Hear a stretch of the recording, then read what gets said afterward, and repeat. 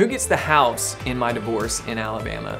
This is a big topic for folks. It's typically the largest asset that most folks have is their home.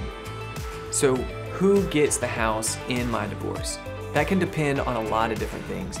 The biggest factor, I would say, would be someone's independent ability to pay the mortgage to upkeep the home, or to pay for the upkeep of the home. Now, there are certain circumstances which if there's a high earner on one side and someone who's stayed home for a while on the other side, there might be an order to continue paying a mortgage. But for most of us out there, neither us nor our spouse could individually pay the mortgage of what we're paying. So something's got to be done. In those circumstances, if no one person can single-handedly keep up the payments on the house is going to be sold. And that's sad for a lot of folks, but we have to respect the new financial situation. We're not experiencing that efficiency, those economies of scale when we have two people living in one house. We're going to have two people living in two houses. So there's going to be a lot of costs associated with that. But let's say that the finances are there to keep the house in the family.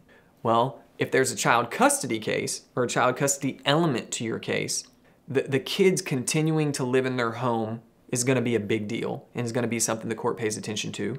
So whichever parent gets custody is going to have a good chance and a good opportunity to be able to reside in the home, to maintain possession of the home. And when I say possession of the home, that brings up some terminology you might need to know about. Title. Title's like the deed. So is the house titled in both names, or one parent or one of the other, or one husband, one wife, one party or the other?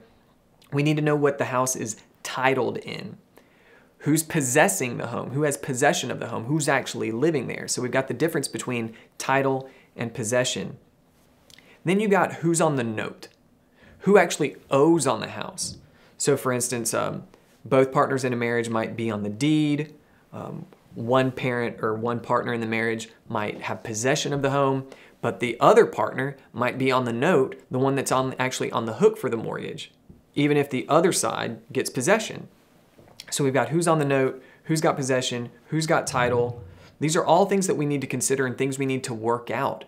Because I can tell you, on the note side, the bank doesn't care who they get their money from. The bank doesn't care who's on the note. We can have one partner on the note and the partner who gets possession of the home paying the note. So that's some terminology you need to think about that creates logistical issues that need to be addressed when entering a disposition or affecting a disposition of real estate, whatever the judge decides or whatever you might agree to in your case. So what might a court consider? We've already talked about child custody and how that might affect who gets to continue to possess a home if we are able to possess a home. Let's assume there aren't any kids, but we want to keep the house in the family. That might be a situation where one part or the other simply has the financial resources to keep up the home themselves, and if they want to do so, they might get the home. If the home is paid off, we have to decide, well, okay, somebody might get to continue to live in the home, but if the home is, but the non-possessory party might maintain an equitable interest in the home.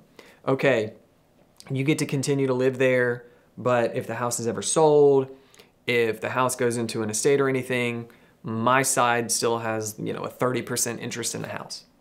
Or if that's the case, the non-possessory party can buy out, or be bought out rather, the possessing party can buy out the non-possessory party of their equitable interest. That's something that can happen when it comes to real estate in a divorce case. If it hasn't been clear enough that this is not very clear, that's why you need to make sure you work with a knowledgeable, experienced professional, and not just a family lawyer. I mean, we don't do this alone. We work with realtors. We work with banks. We work with mortgage brokers when we're playing this game because they're the professionals on those sides of the issue. We're not CPAs. Our clients work with CPAs. When it comes to your real estate, when it comes to your home, when it comes to the largest asset, typically at least, that you've built up during your life, during your marriage, we're going to enlist our own team of professionals to make sure that your rights are protected, that you get a fair shake, and that we are able to put you in the best position to meet your financial goals with regards to your real estate in a divorce.